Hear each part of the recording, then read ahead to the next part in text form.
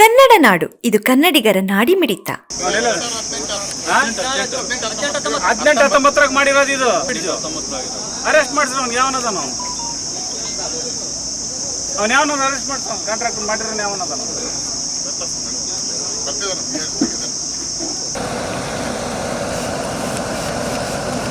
ಬರೀ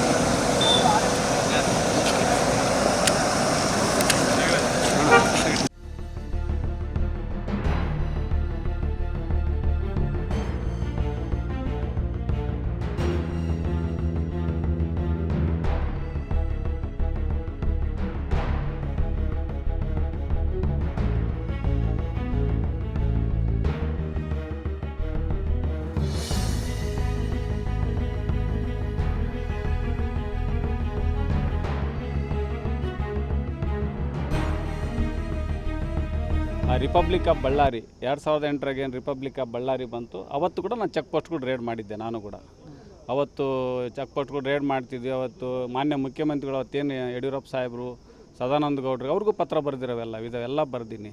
ಇವತ್ತು ಇಷ್ಟೆಲ್ಲ ಅಕ್ರಮ ನಡೀತಾ ಇದೆ. ಇದು ಯಾವುದೇ ಕಾರಣಕ್ಕೂ ನಡಿಬಾರ್ದು. ಇದು ದೇಶದ ಸಂಪತ್ತು, ನಾಡಿನ ಸಂಪತ್ತು, ಇದು ಸಕ್ರಮವಾಗಿ ನೀಟಾಗಿ ಹೋಗಬೇಕು ಅಂತಂತೆಲ್ಲ ಅವತ್ತು ಹೋರಾಟವನ್ನು ಮಾಡಿದ್ವಿ. ಇವತ್ತು ಅದೇ ರೀತಿಯಲ್ಲಿನೇ ಮತ್ತೆ ಅವತ್ತೆಲ್ಲ ಅಕ್ರಮ ಕಾಣಿಕೆ ನಿಮಗೂ ಗೊತ್ತಿದೆ. ಬಳ್ಳಾರಿ ಜಿಲ್ಲೆಯಲ್ಲಿ ಏನು ನಡೀತು ಅಂತೇಳಿ ಅದ್ರ ಬಗ್ಗೆ ನಾನು ಪ್ರಸ್ತಾಪ ಮಾಡೋಕ್ಕೆ ಹೋಗಲ್ಲ. ನಿಮಗೆಲ್ಲ ಕಣ್ಣಾರ ಕಂಡಿದ್ದೈತೆ ಎಲ್ಲದು ಕೂಡ. ಅದಾದಮೇಲೆ CEC ರಚನೆ ಮಾಡಿದ್ರು ಎಲ್ಲರೂ ಕೂಡ. 2013ರಲ್ಲಿ CEC ರಚನೆ ಮಾಡಿ ಈ ಥರ ಕ್ವಾಂಟಿಟಿ ಕ್ವಾಲಿಟಿ ಈ ಥರ ಹೋಗಬೇಕು, ಸಂಪತ್ತು ನೆಲ ಜಲ ಸಂಪತ್ತು ಕರೆಕ್ಟಾಗಿ ಆಗಬೇಕು ಅಂತೇಳಿ CEC ರಚನೆ ಮಾಡಿ ಅವತ್ತು ಮೈನ್ಸ್ಗಳೆಲ್ಲ ಆಕ್ಷನ್ ಮಾಡಬೇಕು. ಇದೇ ಮೊದಲೇನು ಮೈನ್ಸ್ಗಳಿದ್ದು ಯಾವುದು ಅಕ್ರಮ ನಡೆದಿಲ್ಲ, ಅದನ್ನ 50 ವರ್ಷ ಮಟ್ಟ A ಕ್ಯಾಟಗರಿ ಮೈನ್ಸ್ಗಳು ಅಂತೇಳಿ ಮಾಡಿ ABC ಅಂತೇಳಿ ಎಲ್ಲ ಮಾಡಿದರು. ಅದಾದಮೇಲೆ ಇದು ಸಕ್ರಮವಾಗಿ ನಡಿಬೇಕು ಅಂತೇಳಿ ಇವತ್ತೇನು ಮೈನ್ಸ್ಗಳು ಫ್ಯಾಕ್ಟ್ರಿಗಳಿಗೇನು ಹೋಗ್ತಾ ಇದೆ ಆ ಮೆಟೀರಿಯಲ್ಲು ಅಲ್ಲಿಂದ ಬಂದಿದ್ದು ಇಂಟಿಗ್ರೇಟೆಡ್ ಚೆಕ್ ಪೋಸ್ಟ್. ಇದನ್ನು ಚೆಕ್ ಪೋಸ್ಟು ಇದನ್ನು ಮಾಡಿಸಿ ಅಲ್ಲಿ ಪ್ರೊಡಕ್ಷನ್ ಆಗಿರೋ ಮೆಟೀರಿಯಲ್ಲು ಇನ್ನೇನು ಡಿಸ್ಪ್ಯಾಚ್ ಕ್ವಾಂಟಿಟಿ ಅಂದರೆ ಅರೈವಲ್ ಕ್ವಾಂಟಿಟಿ ಏನು ಹೋಗ್ತದಲ್ಲ ಅದು ವೆರಿಫಿಕೇಷನ್ ಆಗಬೇಕು, ಅಂದರೆ ರಿಕನ್ಸಲ್ ಆಗಬೇಕು. ನಮ್ದು ಹೆಂಗೆ ನಮ್ಮ ಚೆಕ್ ಬುಕ್ಕು ಬ್ಯಾಂಕ್ ಬುಕ್ ಹೆಂಗೆ ರಿಕನ್ಸಲ್ ಆಗ್ತದಲ್ಲ ಹಂಗೆ ರಿಕನ್ಸಲ್ ಆಗಬೇಕು ಅಂತಂತೇಳಿ ಇವತ್ತು ಈ ಚೆಕ್ ಪೋಸ್ಟ್ ಇಲ್ಲೊಂದು ಹೊಸಪೇಟೆ ಒಂದು ಮಾಡಿರ್ತಕ್ಕಂಥದ್ದು. ಇವತ್ತು ಇದನ್ನೆಲ್ಲ ನನಗೆ ಸ್ವಲ್ಪ ಗಮನಕ್ಕೆ ಬಂದಿತ್ತು ಇದ್ರದ್ದೆಲ್ಲದು ಕೂಡ. ಈ ಹಿಂದೆ 2019ರಲ್ಲಿ ನಾನು ಕೂಡ ರೇಡ್ ಮಾಡಿದ್ದೆ ಒಂದು ಸರಿ. ರೇಡ್ ಮಾಡಿದಾಗ ಅವತ್ತೆಲ್ಲ ಒಪ್ಕೊಂಡ್ರು. ಅದು ಟೆಕ್ನೋವೇಟ್ಸ್ ಅಂತೇಳಿ ಒಂದು ಕಂಪ್ನಿ, ಅದೆಲ್ಲ ಕ್ಯಾಲಿಬ್ರೇಷನ್ ಮಾಡೋದು ಇದ್ರದ್ದೆಲ್ಲ ಒಪ್ಕೊಂಡು ನಾನು ಅವತ್ತೇ ಹೇಳಿದೆ ಇನ್ನೊಂದು ಸರಿ ಇವತ್ತು ಈ ಥರ ಆಗಬಾರ್ದು. 2019ರಲ್ಲಿ ಪತ್ರ ಬಂದಿನ ಆ ಪತ್ರ ಕೂಡ ನಿಮಗೆ ಕೊಡ್ತೀನಿ. ಇವತ್ತು ಯಾವುದೇ ಕಾರಣಕ್ಕೆ ಇದು ನಡಿಬಾರ್ದು. ಇದು ದೇಶದ ಸಂಪತ್ತಿದು. ಇದನ್ನು ನಾವು ಯಾಕಂದರೆ ಒಂದು ಸರಿ ಮೆಟೀರಿಯಲ್ ಹೋಗಿರೋದು ಇನ್ನೊಂದು ಸರಿ ನಾವು ಉತ್ಪಾದನೆ ಮಾಡೋಕ್ಕಾಗಲ್ಲ, ಬೇರೆದು ಮಾಡ್ಬೋದು. ಆದರೆ ಇವತ್ತೇನು ಅದರಿಂದ ನಾವು ತೆಗೆದಿದ್ದು ದೇಶದ ಒಂದು ಅಭಿವೃದ್ಧಿಗೆ ಮತ್ತು ಎಷ್ಟು ಬೇಕಷ್ಟಕ್ಕೆ ಮಾಡಬೇಕು, ಅದು ಸೈಂಟಿಫಿಕ್ಕಾಗಿ ಆಗಬೇಕು ಅನ್ನೋದು ಅಷ್ಟೇ. 2019ರಲ್ಲಿ ಒಂದು ನಿಮಿಷ ನಾನು ರೇಡ್ ಮಾಡಿದೆ. ಅವತ್ತು ಹೇಳಿದ್ವಿ. ಅವತ್ತು ನನಗೆ ಇಲ್ಲಿಲ್ಲ ಬೇರೆ ಖಾಸಗಿ ಕಂಪ್ನಿಯವ್ರು ಸಂಬಳ ಕೊಡ್ತಾಯಿದ್ರು ಅವರಿಗೆಲ್ಲ. ಅವತ್ತು ಹೋಮ್ ಗಾರ್ಡ್ಸ್ ಕೂಡ ಇರಲಿಲ್ಲ ಅವತ್ತೆಲ್ಲ. ಅವತ್ತು ನನಗೆ ಒಂದು ಲಾರಿಗೆ 400ರಿಂದ 300 kg ಡಿಫ್ರೆನ್ಸ್ ಬರ್ತಾಯಿತ್ತು. ಅವತ್ತು ಹೇಳಿದರೆ ಅವತ್ತು ಕೂಡ ಒಪ್ಕೊಂಡಿದ್ದಾರೆ. ಅದನ್ನ ಚೀಫ್ ಸೆಕ್ರೆಟ್ರಿಗೂ ಎಲ್ಲರಿಗೂ ಗಮನಕ್ಕೆ ತಂದಿದ್ದೆ ಅವತ್ತಿನ ಇದ್ರಾಗೆ. 2019ರಾಗೆ ಅವತ್ತು ಕೋಲೇಷನ್ ಗೌರ್ಮೆಂಟು ಬಿದ್ದೋಗಿತ್ತು ಅವಾಗ ಅಂದರೆ ಆಗಸ್ಟ್ ಸೆಪ್ಟೆಂಬರ್ನ ನಾನು ರೇಡ್ ಮಾಡಿದ್ದೆ. ಅಂದರೆ ಮಂತ್ರಿನೂ ಕಳ್ಕೊಂಡಿದ್ದೆ BJP. ಅವತ್ತು ಕೂಡ ನಾನೆಲ್ಲ ಬರೆದಿದ್ದೆ ಅವತ್ತೆಲ್ಲ ಇಲ್ಲ ಮಾಡ್ತೀವಿ ಎಲ್ಲ ಅಂಥೇಳಿ. ಅವಾಗೇನು ಮಾಡಿದರು, ಇಲ್ಲ ನಾವೇ ಕೊಡ್ತೀವಿ ಅಂತೇಳಿ. ಈಗ DMG ಇದ್ರಾಗ ಔಟ್ಸೋರ್ಸ್ನಾಗ ಕೊಡ್ತಾರೆ ಸಂಬಳ ಅವರಿಗೆಲ್ಲ.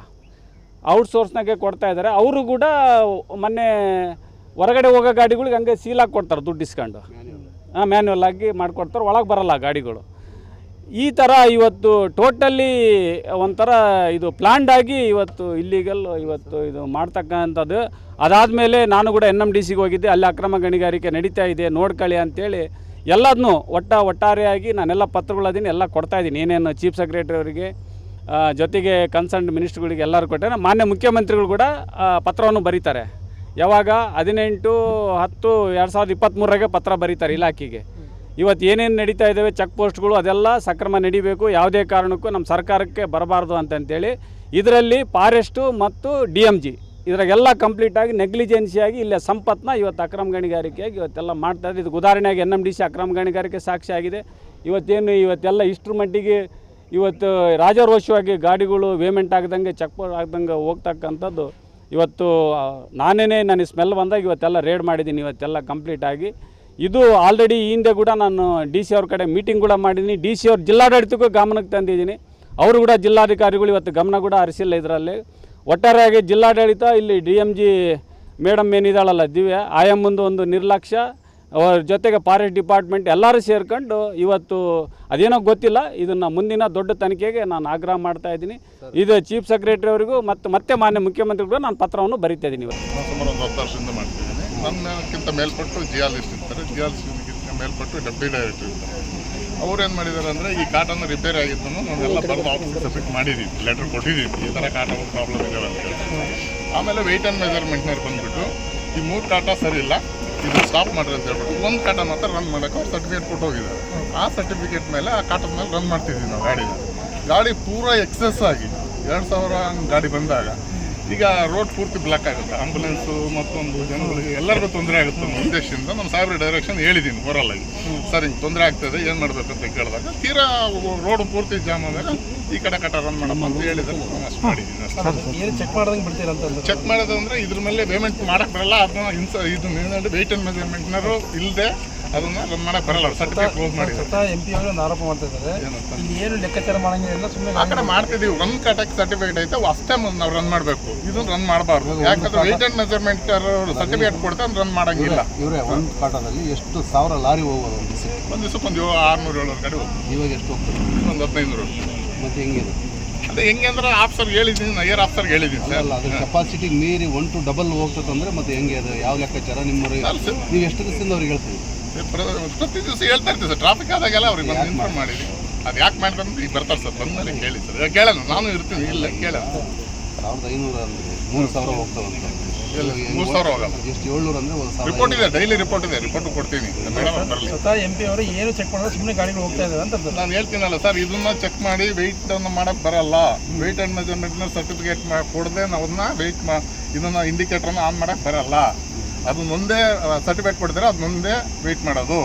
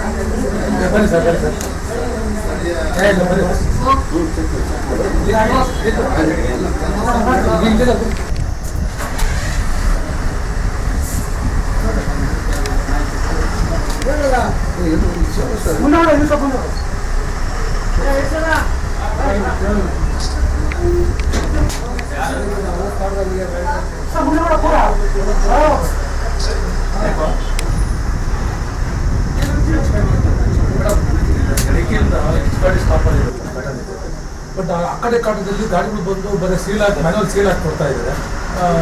ಅಲ್ಲಿ ಖರ್ಚು ಆಗುತ್ತೆ, ಬಟ್ ದುರಸ್ತಿ ಇರೋದ್ರಿಂದ ಅದ್ರೊಳಗೆ ಬೇಡ, ಇದ್ರೊಳಗೆ ಓಡಾಡಿ ಅಂತ ಹೇಳಿದ್ದೀವಿ. ಬಟ್ ಇದ್ರೊಳಗೆ ಓಡಾಡೋದು ಆ ಕಡೆ ಬಂದು ಮತ್ತೆ ಸೀಲ್ ಹಾಕಿ ಕೊಟ್ಟು ಆ ಕಡೆ ಗಾಡಿಗಳು ಪಾಸ್ ಆದ್ರು ನಾವು ವಿಡಿಯೋ ಮಾಡಿದ್ದೀವಿ. ಆ ಕಡೆ ಬರೀ ಸೀಲ್ ಹಾಕಿ ಕೊಡ್ತಾ ಇದ್ವಿ, ಅದನ್ನು ಕಾಟ ಮಾಡಲಿಲ್ಲ ಅವರು.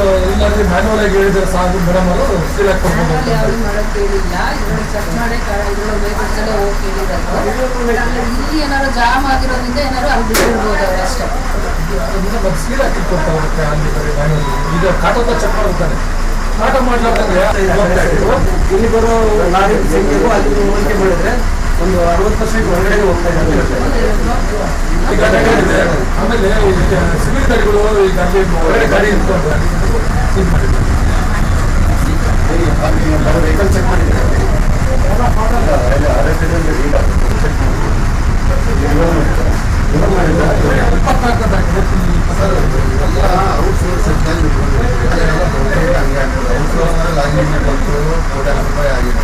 ಮೊನ್ನೆ ಕ್ಲಿಯರ್ ಆಯಿತು. ಭಾಳ ಇಲ್ಲ ಬಳ್ಳಾರಿ ಇದು ಸ್ವಲ್ಪ ಕೆಲಸ ತಗೊಳ್ಬೇಕು. ಅಲ್ಲಲ್ಲ, ಯಾಕಂದ್ರೆ ಇವಾಗ ನೋಡಿ ಡ್ರೈವರ್ಸು ಸುಳ್ಳು ಆಗಲ್ಲ. ಮುಂದೆ ನೀವು ಸ್ಟಾಪು ಹೇಳಿದ್ರೆ ಅಲ್ಲಲ್ಲ ಅಟೆಂಡೆಂಟ್ಗಳು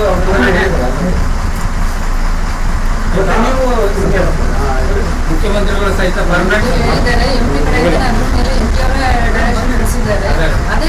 ಸಮಗ್ರ ಸುದ್ದಿಗಳಿಗಾಗಿ ತಪ್ಪದೆ ನೋಡಿ ಕನ್ನಡ ನಾಡು ವಾಹಿನಿ. ಸಬ್ಸ್ಕ್ರೈಬ್ ಮಾಡಿಕೊಳ್ಳಲು ಕೂಡಲೇ ಪಕ್ಕದಲ್ಲಿ ಕಾಣುವ ಬೆಲ್ ಐಕಾನ್ ಕ್ಲಿಕ್ ಮಾಡಿ ನೋಟಿಫಿಕೇಶನ್ ಪಡೆಯಿರಿ.